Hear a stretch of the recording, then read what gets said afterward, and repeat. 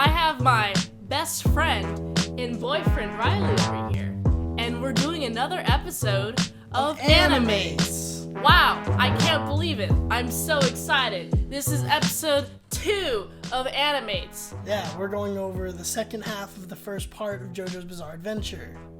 And wow, it's Phantom Blood, and a lot happened during the episode 6 through 9. Nice. Stay tuned for another analysis. Not analysis, but we're covering... Review. We're doing a review. We're reviewers. We're reviewing... Itsmintsalad was recently in a very popular review video. That's right. And Link now... in the description, I guess. But you all came here from that, so there's really no point in linking it. Exactly. It's just like a courtesy, I guess. You know, just give the YouTube algorithm some push the other direction. Right. You gotta give Tony, our famous friend Tony from Hack the Movies, some love. Yeah, subscribe to Tony from Hack the Movies if you somehow haven't and you're watching us. Yeah, he's a good one. Mint owes her entire career to Tony from Hack the Movies and a laundry list of other successful men. Oh yeah, I owe all of my success to men. I took some notes when I was watching, and here I am, reading them to you now. Wow. I can't believe it. See, I said the thing. You said the thing. Good job. Alright, what did you think of episode 6 of JoJo's Bizarre Adventures, part 1? Alright, so here are my notes. Jonathan is fighting a vampire. A punch does not send the hormone into Bruford. I actually forgot his name, so I had to look his name up on the wiki. Yeah. Which is why I got this name. Bluford? Bruford? Is that how you It's pronounced Bluford. Bluford? Fucking, it's spelled Bruford. Yeah. Oh man, that's confusing as hell. Well, that's racist to say. Moving on. What's your next point? JoJo gets ensnared in Bruford's hair, and he starts to get his blood suck. And this is a very high-tension scene. How will JoJo get out of this one? That's how I'm feeling during this. How do you feel during this? I knew how I was going to get out. I felt nothing. Shit, I guess I'm the one that's watching for the first time. Yep. JoJo gets out of his hair and melts his arm, which I found to be pretty fucking badass. Yeah. Because he just disintegrates people's arms, and it's the best skill set ever. And then, JoJo defeats him, and the hormone cleansed his soul right before he dies. And it's a very touching scene. It's like, I'm a very good boy. Please spare me. Here's some words of wisdom on how I am such a good boy. Here you go. And then he fucking dies. And I'm like, oh man, this dude just got fucking revived and shit, and now he's dead, which made me kind of sad. What, because did you think he redeemed himself by deciding, I want to be good actually, though? Oh. He did bad. He decided to be good at the best possible moment, right before death, before you have to get into heaven. The entire battle is 30 seconds long, but the pacing of the scene makes it seem like it's 5 minutes long. It seems like the entirety of JoJo's just does this. And it's sort of like a manga. Yeah, and it's my favorite thing ever, because you get to be in the moment. You get to be in the moment with the characters. It's just like, you get to feel the intensity of the characters, you get to feel their emotions, you get to feel what they're going through, and what you would be going through if you were them. Bruford gives JoJo his sword right before he dies, which is very noble. Very, very noble of him to do. Yeah. Tarkus shows up and fucks up the earth they stand on, basically creating like an earthquake. Yeah. But then they have to escape through a leaf. They use the hormone to power the leaf, which is pretty fucking badass. So that all of them can fly away like a hang glider. Yeah. And the funniest shit ever is Pico fucking moons Tarkus. Poco. Oh, I have him Pico. Like Pico de Gallo in my notes. And the best part is, Pico... Poco. That's his name, yeah. Alright. Poco fucking moons Pico de Gallo. No, Poco moons them as they're leaving. Yeah, he moons Tarkus. He's like, haha, fuck you, bitch, I'm leaving on a leaf. Leafing on a leaf, get it? Haha, hee hee, funny joke. Then, flashback to Zeppeli's Harmone discovery. When he discovers Harmone. Wow. He's training with a healer named Ton Petty, who predicts his fate. Mm-hmm. And Ton Petty teaches him everything about Harmone, which is pretty neat. That's true. Then Tarkus leaps on their leaf. Or I guess you could say leafs on their leaf. You already made a leaf pun. Only one leaf pun per video. Only one leaf pun per video. Come on, salad. Leaf puns? Aren't we a little bit beyond that? It's a little off-brand for me. Tarkus leaps on their leaf and forces them to fall on this knight's castle where Tarkus crashes. Yeah. But then climbs up the walls like nothing happened. Like he's almost fucking dead. And then he just starts scaling the wall. And it's very strong. It's honestly the coolest shit ever. You can be strong and close to death. That is true. You'll see a lot of that in JoJo's, where they don't like get weaker as they get more close to death. It's like an HP bar, like in Pokemon. Yeah. They explore further into the lair when JoJo gets captured and pulled into a chain neck death match with Tarkus. Yep. And chain neck death match. Yeah, I pulled that straight from the wiki. Because I had no idea what the fuck was going on at that moment. Yeah. And I was like, what the fuck is here? Why is he, like, in a chokehold with a chain? It's like, oh, well, this is part of the battle. And Tarkus enters the ring. JoJo can't breathe, so he can't use his Harmone. So he's at a disadvantage. Yeah. Tarkus is kicking his fucking ass. And it's like, yes, JoJo, you can't fucking use your Harmone. I'm so excited to see how you save yourself. Okay. You're not like, oh, yes, you're gonna die. You're just like, oh, yeah, it's exciting to see how you're gonna get out of this one. Exactly. Poco pisses himself while watching fucking JoJo and Tarkus be in, like, this death match. But Poco finds this nearby window and climbs through it, which is honestly the best character development because it's like while during this he's like, oh my god, I'm so fucking scared, I can't move, but he remembers his sister's words of encouragement and they're like, oh shit, you can do it, you can make it, you just gotta do the thing and you'll be okay. And he does the thing. And he's super fucking risky about it, but he still does the fucking thing. Yeah. And I'm like, that's admirable, for sure. Yeah. This is the kind of person you want to be in real life. You want to do the thing no matter what. So his thing is running away like a coward, while JoJo is in a death battle with a vampire zombie creature. Poco distracts Tarkus to save JoJo, which is incredibly stunning and brave. Straight from my notes. Okay. And then makes me feel happy that he did that. I'm like, yo, super brave, especially for like a 14-year-old kid or however old he is. Yeah. Pretty stunning and brave. What is Zeppeli going to do? He enters the fucking ring. Yeah. Yeah, and Zeppeli's just there, like, and it ends on a freeze frame of Zeppeli, like, walking towards Tarkus. And I'm like, oh shit! Shit's about to go down. Dun dun dun dun dun dun dun dun dun. Da da da da da da da da da da da da. Episode 7 starts. What do you think of episode 7? Wow. What do I think of episode 7? I think, oh shit! It starts with Zeppeli lore. Zeppeli lore, I can't believe it. I like Zeppeli lore. Yeah. Now we see the origins of him training with Tom Petty. Yeah, and his fate is to train a prodigy. Oh, wow. Which is lion-hearted, young, noble warriors full potential will be unleashed. Yeah. With Zeppeli's help. Oh, yeah. Zeppeli is here to train a prodigy, which he does successfully, and then, oh fuck, he gets ripped in half. he gets ripped in half during the battle with Tarkus.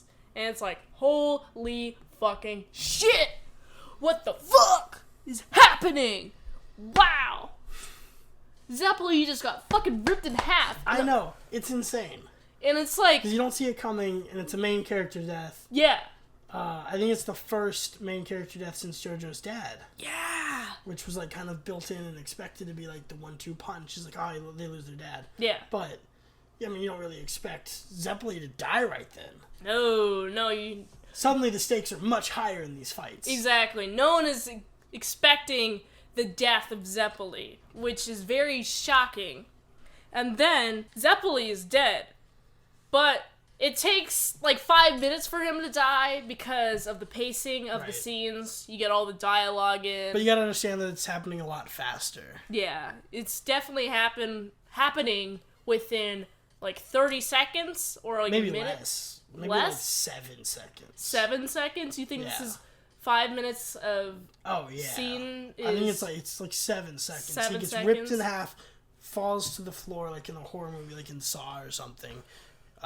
He rolls over and grabs JoJo's arm and pumps all of his Haman into JoJo. And then JoJo is able to turn, stand up, even with his broken neck, sort of heal and re-energize himself. Yeah. And then fight the guy. And then turn and talk to Zeppeli for his last words. Yeah, it's fucking absurd. But I think it's like probably 10 seconds of just like, let's fucking go. Yeah, he fucking... Once he gets the hormone from Zeppeli, he goes into ultra mode. Yeah, he heals his neck, first of all. Because he did break his neck. Yeah. But he heals his neck, and then he fucking tears the steel collar off of his neck. And Tarkus is like, not even I can rip that off. And it's like... break that metal. It's like, no, fuck you, Tarkus. Yeah. So JoJo is now beyond human. Yeah. It is pretty fucking cool. Oh, shit. JoJo just punches Tarkus. Right. Just obliterates him. Yeah, he just fucking disintegrates him with a punch. Which is honestly my favorite skill set of JoJo, is when he just punches people into disintegration. Overload or something? It's called something. Overdrive that arm into not existence. And then, while Zeppeli is dying, he exposits that Jonathan is like a son to him. He has found family, which is so sweet. So sweet. Super sweet. And it's like, yes, right in the heartstrings. My boy Zeppeli, on his last breath, is like, yo, Jonathan, you a homie, bro. You the best. I love you, bro. And then he fucking dies, which is the saddest shit ever. Man, Zeppeli and his fucking sandwiches. I wish Zeppeli and his fucking sandwiches were here, but now that he's dead, it's so sad. Oh no, so sad. And then, another scene. It's Dio. Another scene. Yeah, it's Dio and this fucking mother. And she's trying to protect her son. And she's like, spare my son. Take me instead to be a vampire. And so... Dio, of course, takes her up on that. He takes her up on that. He promises not to hurt her son. But the most ironic shit ever is after she turns into a vampire, she fucking can't... She can't help herself and eats her son. And I'm like, holy fucking shit. This is so fucking savage. She didn't even need the influence of Dio to eat her fucking son. Well, the influence was becoming a vampire. Yeah, you can't exactly control your urges once you're a vampire. Right. That's like Vampire 101. You can't control your urges. I ought to mention the palette shifts. There's a lot of palette shifts, especially during... Throughout the whole series, too. Especially during key emotional scenes where it's like, oh shit, there's a whole ass emotional impact here. So you gotta change a palette to let the audience know that, hey, emotional scene coming, warning, warning, this is your official warning if you're paying attention. This shit's about to go down. Straight so, and Dyer are introduced. Yes. I'm excited for that part. Because I'm a big fan of Straitso. Yeah? Yeah. Yeah, Straitso is a pretty cool character. Especially when he comes up, he's like, oh shit, I'm sent here by Zeppeli. And JoJo's like, oh shit, Zeppeli's dead. Yeah. And they all have a shared connection with Zeppeli. Well, they were all trained by Tom Petty. Oh yeah, they were. It's Dyer, Straitso, and Zeppeli. All trained by Tom Petty. All trained by Tom Petty. They all have a... Petty. Tom Petty. Is that like a reference to something? Not Tom Petty, which it is a reference to. Tom Petty and the Heartbreakers. Oh, okay. I didn't know that. Zeppeli is a reference to Zeppelin. All right. Right? Yeah, that makes sense. Yeah, and then Dire Straits. That's the Dyer and Straitso reference, is Dire Straits. Okay. Anyway. That's fun, new knowledge. We're actually going to cover all of the pop culture references in the first part of JoJo's at the end of the video.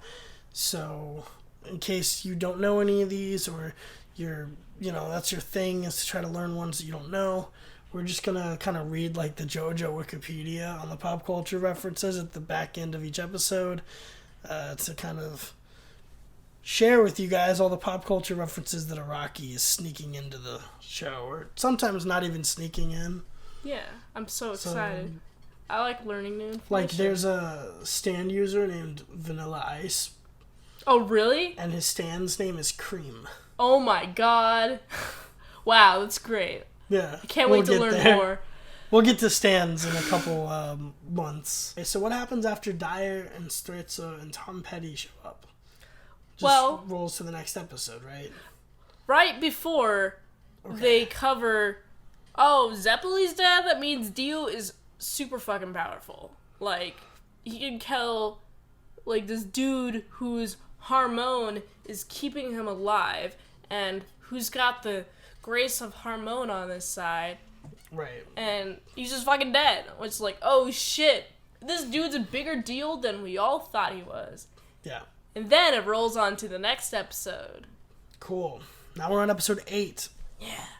Poco's sister has been super kidnapped by Dio. Super kidnapped. Incredibly kidnapped. And after it's been established that she's been kidnapped, it also covers a scene where Poco is being beat by his dad. Yes. Just cuts right to the scene where, bam, he's getting slapped or something. This is how I slap. This is how you slap. You know, the slappings. Hey, whoa, watch it. I'm not Ralph. After the introduction scene, it cuts back to Dio and Poco's sister. And Dio is trying to negotiate with Poco's sister. Right. Like he did with that one mom or whatever, right? Exactly. Like, oh, I won't make you be a vampire. Exactly. Or zombie or whatever he turns them into. But you should want to be a vampire. And then she's like... You sick fuck. I'm not going to deal with you. Fuck you. And so Dio leaves with Doobie, which is one of his monster dogs, to eat her. And I don't know if he was going to eat her. What do you think he was going to do? I think he was going to rape her. Rape her? Yeah. He's like a big monster in an anime. Oh, God. Like grabbing a hold of her. I don't know.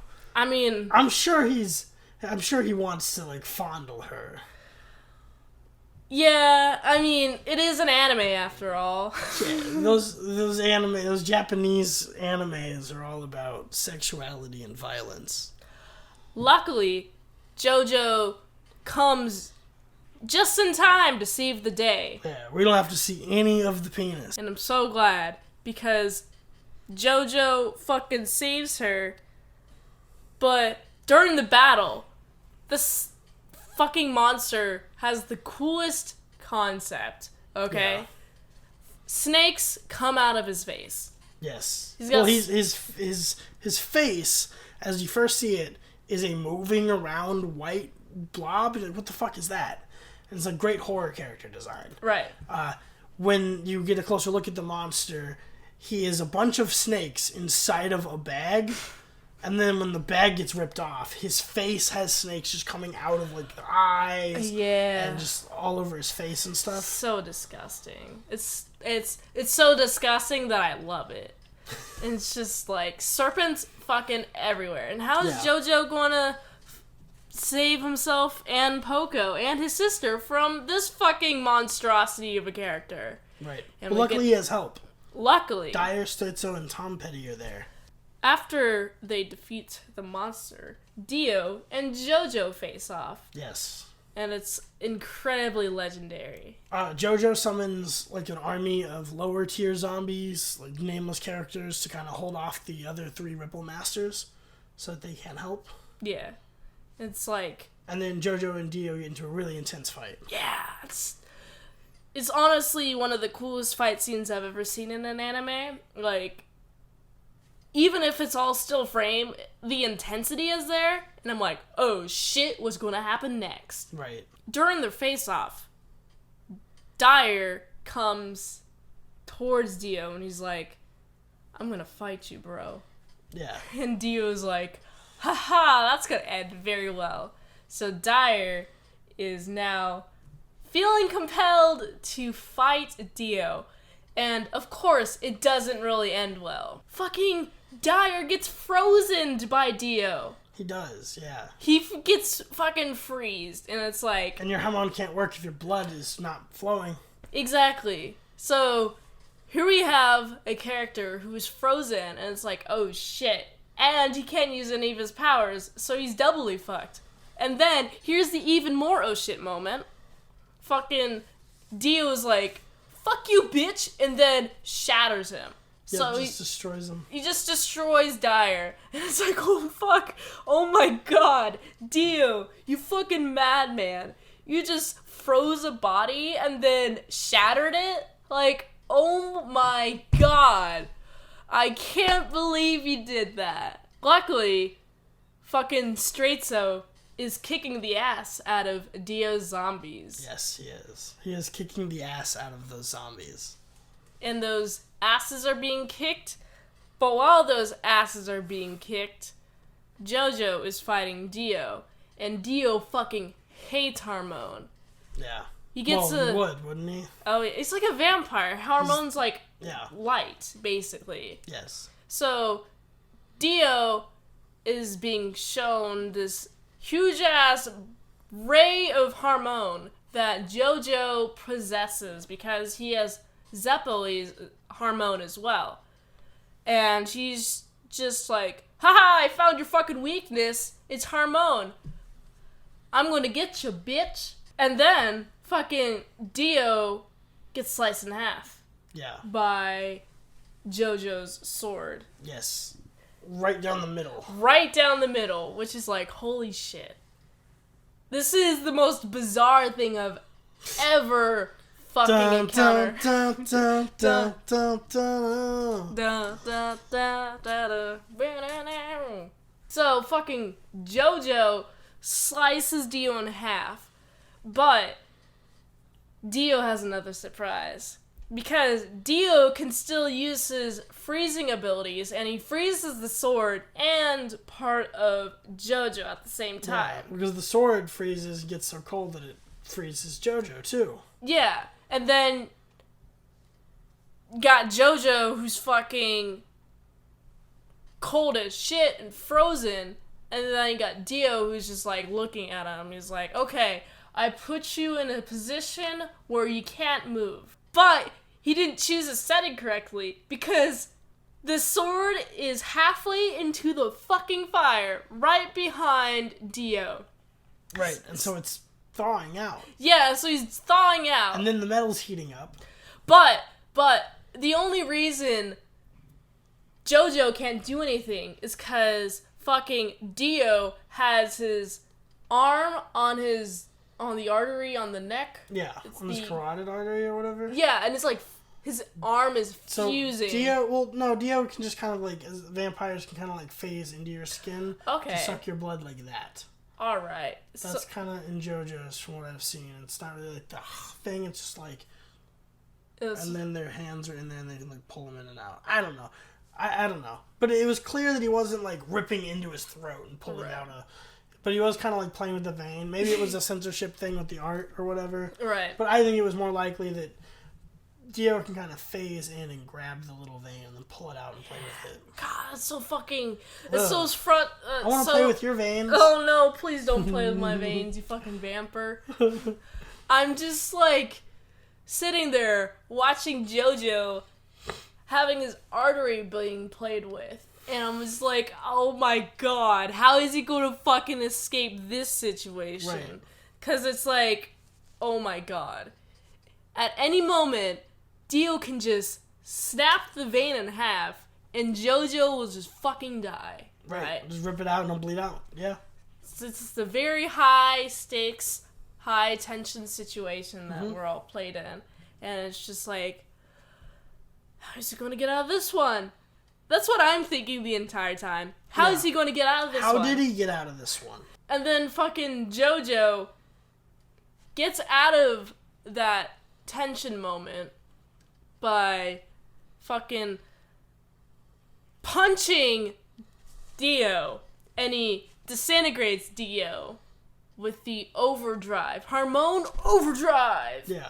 Disintegrates him. He disintegrates him. And my favorite part is when Dio's like, no, I can't fucking die! No! I will not let this happen to me! Yeah. But he just fucking dies. And the ending part is honestly a very sweet ending where the guys are just looking up at the sky and they're praying to Zeppeli, and it's like, Zeppeli, I hope you're doing okay. Man, we defeated him. Yep. The big bad is over. It's all done. JoJo's Bizarre Adventure. It's come to an end. No more bizarre adventures for this JoJo. Nope, no way. And then episode 9 starts. Found a henchman. This random henchman, finds Dio's head. Yeah. And he's now on a search to find a new body for Dio. Right, because Dio's head wasn't disintegrated, just his body was. Yeah, his entire body was. His head was able to, like, reform or whatever. Yeah, so you got Dio's head, which means, he can still be alive! Vampire rules are weird, and Rocky's rules are usually really weird, too. Right. Speedwagon. Yep. Destroys the mask, so no more vampires are allowed. And it's like, Yep. I'm so glad. Fuck those vampires. We don't need any more vampires in our lifetime. Agreed. Especially not Dio. If you were a vampire, I'd hunt you. Oh no! I would. I'd hunt you down. You'd hunt me down? Yeah. With the stake? Yeah, you'd be evil as hell. Anyway, and then Jonathan and Erina get married. Yeah, it's like a happy ending and shit. Yeah, they're all happy and lovey and dovey and so great. Aww, and they're such a happy they're so crew. happy. They're happy in love and they're on a boat and they're doing the things such as marriage and stuff. And it's so sweet. Yeah. And then, you know what that means? It means there's an emotional moment. It's when Jonathan realizes he fucking sees Dio's head on the boat. And he's like, what the fuck? How the fuck is Dio still alive? I disintegrated him with my punch. Like, his head is still here.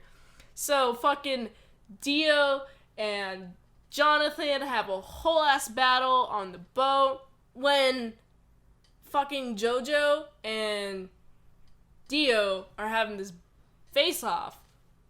Like, they're in like a whole ass separate part of the boat. Yeah. Erina does not know anything of what's happening. So, I'm just watching her walk through the boat looking for JoJo. Yeah. And I'm just like... kind of like hoping she doesn't find him. Yeah, I'm like, holy shit, bitch!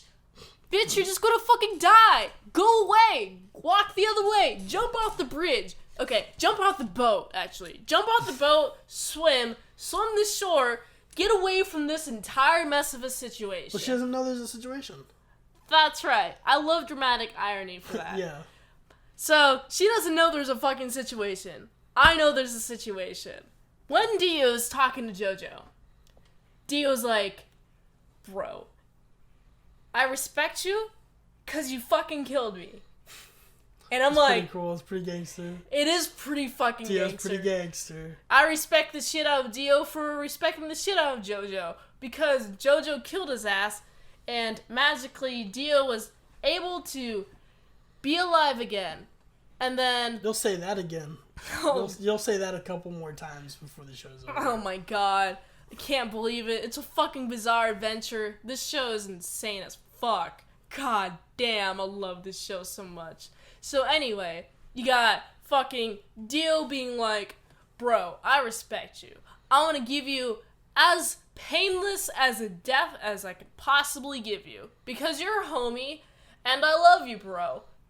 Love you in the respect kind of way, not the love as in, like, the lovey kind of way. Not like the sibling love way, because I never really loved you as a sibling. But the love as in, like, bro. Dio hits JoJo with the Space Ripper Stingy Eyes. That is what they're called. It's fucking absurd name. And it's headed towards his neck. But his head, but it actually hits his neck because JoJo moves. So he has a more painful, like, downfall. Like death, yeah. Yeah. Well, he's dead now. Yeah, he's dead at this point. It's going to take him a couple seconds, in this show, a couple minutes. But he is now dying because he's been lasered through the neck. Yeah, and he can't breathe, so he can't use his hormone. And he can't, like, defeat Dio at all. So he's just kind of fucked at this point. While all this is happening, you got the entire ship being ate by zombies. All the passengers are now zombies. Yeah. And it's a pretty sad fate for all of them. So for Erina, of course, she's now made her way into the room. So exactly. She's walking in, and you can see that she now sees Dio. He exchanges some cocky words, trying to get her to remember him as the guy that they all grew up with. And then JoJo gets into the final confrontation with Dio's minion, and he can't do anything. He can't get new energy. He can't use his Hamen very effectively. But what he is capable of doing is using the last of his Hamen to blast Dio's minion. Yeah, he blasts Dio's minion to stop the motor control him, forces him to hold the pump or something. He forces him to hold the pump that is controlling the ship's motors, right? Yeah. So, while he's, like, holding on to the pump, it's basically causing some internal pressure within the ship, so the ship's gonna explode at this point. So the ship fucking explodes, and it's like, what the fuck? Why is there an explosion here? But then, because of the explosion, you got Erina left the ship already, which is good. But then you got JoJo and Dio are still stuck on the ship. So JoJo holds Dio's head, and he just sits, like, on this bench or whatever. He sits on this bench, and he's just holding him. And Dio's trying to be like, bro, let me out. I'll do anything for you. But he doesn't, because JoJo's already fucking dead. So they're both just gone. They both just die. They both die. And then the scene after that scene, you get Erina with this baby. Because before Erina left the ship, she found this baby. She gives the infant to Straito. Yeah, so he can raise that baby. Yeah. So they all leave this exploded boat through this coffin, which Dio was placed in. It was Dio's coffin, yeah. Yeah, it was Dio's coffin. It's very Dracula to have the vampire on a coffin on a boat going to America. Oh, yeah. Anyway. So, the ending scene of episode 9 is just her looking up, like, towards a better promising future. to tell her infant son about Jonathan's valiant quests. Yes. And it's like, man, I'm so excited for this next season, because she's just... Well, we're still in the same season. You mean the next part. Yes, okay. Part 2 is Battle Tendency, and it's about New York's JoJo. Is there not, like... But it's still season 1. Okay, so there's, because like... season 2 is Stardust Crusaders, which is part 3. What the fuck? Okay, that's confusing as all hell. Yeah. Netflix did not do a good job of indicating the different seasons in the different parts, you know? I agree. God damn. Well, that's the first part. We did it. You did it! Hooray! That's the first part. And now we'll cut to the pop culture corner. Woohoo! Welcome to the Pop Culture Corner, where I discuss all the pop culture references in part 1 of JoJo's. I'm just reading the wiki, so, I don't know any of this information personally. It's just whatever the wiki's given me. I bet you didn't know, in the music section, Jonathan is named after the Beatles song, Get Back.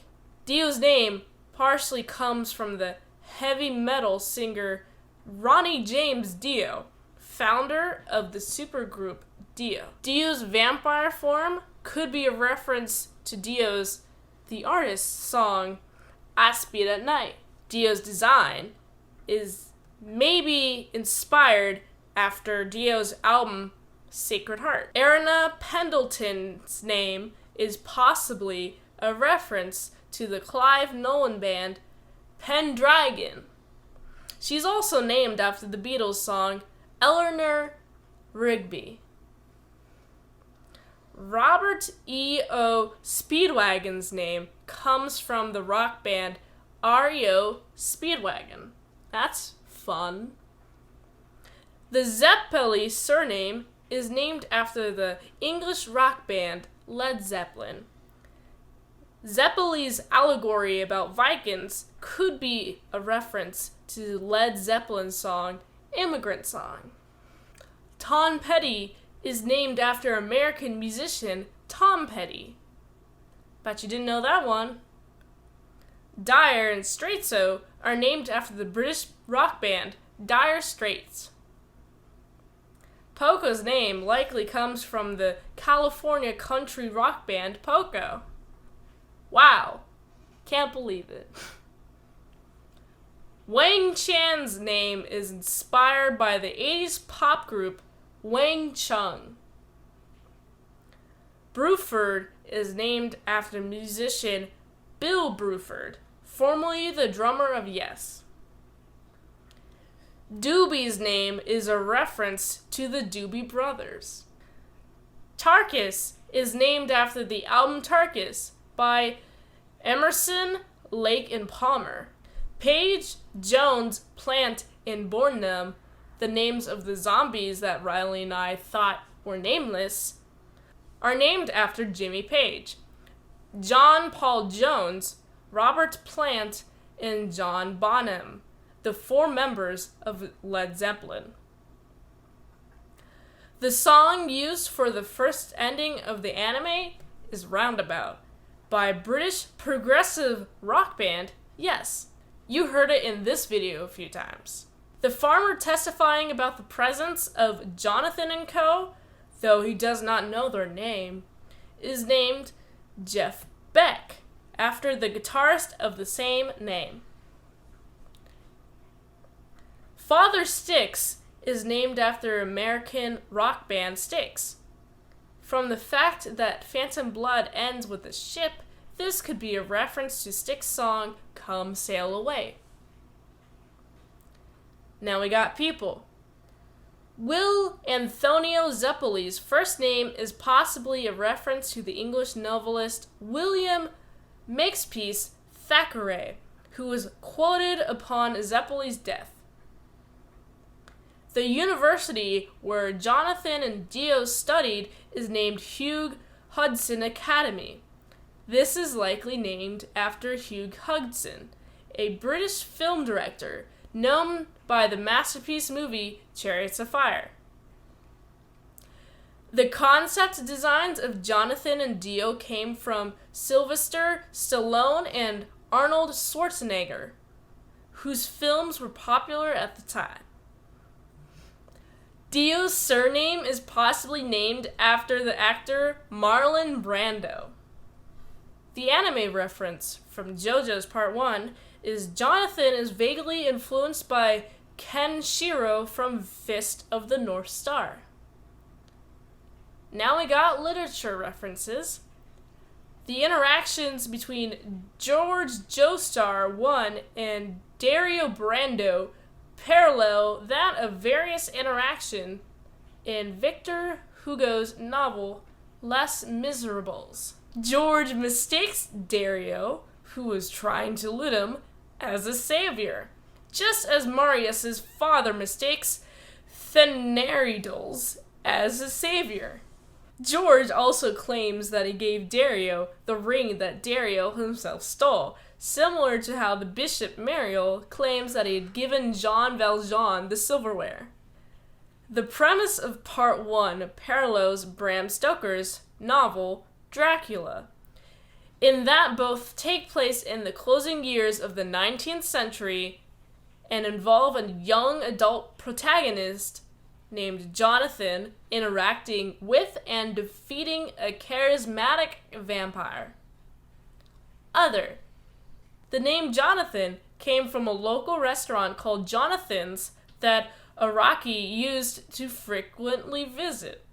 And that's all the pop culture references that I have for Part 1. This has been Episode 2 of AniMates. See you next week for AniMates 3, coming next Monday.